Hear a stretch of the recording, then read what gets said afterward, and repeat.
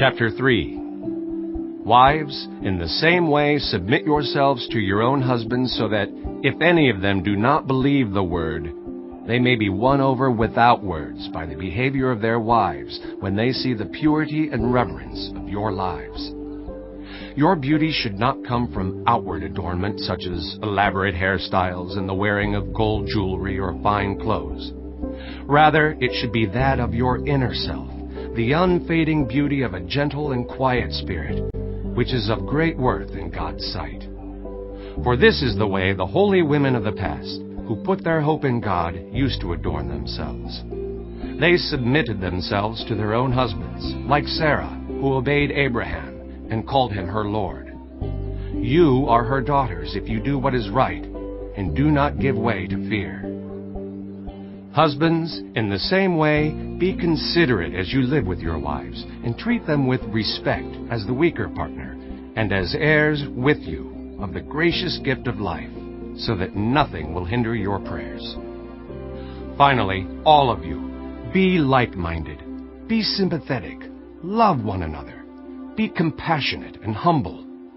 Do not repay evil with evil, or insult with insult. On the contrary, repay evil with blessing, because to this you were called, so that you may inherit a blessing. For whoever would love life and see good days must keep their tongue from evil and their lips from deceitful speech. They must turn from evil and do good. They must seek peace and pursue it.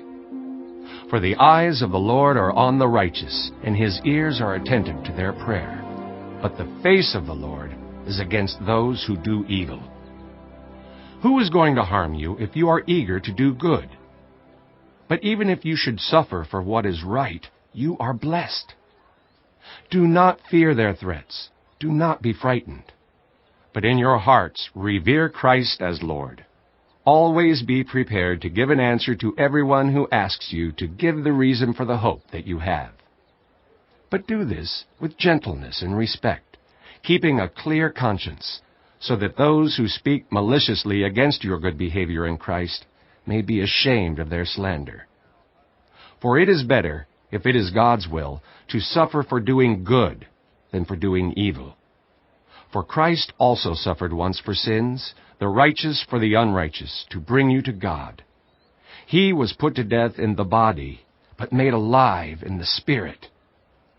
After being made alive, he went and made proclamation to the imprisoned spirits, to those who were disobedient long ago when God waited patiently in the days of Noah while the ark was being built. In it, only a few people, 8 in all, were saved through water. And this water symbolizes baptism that now saves you also, not the removal of dirt from the body, but the pledge of a clear conscience toward God.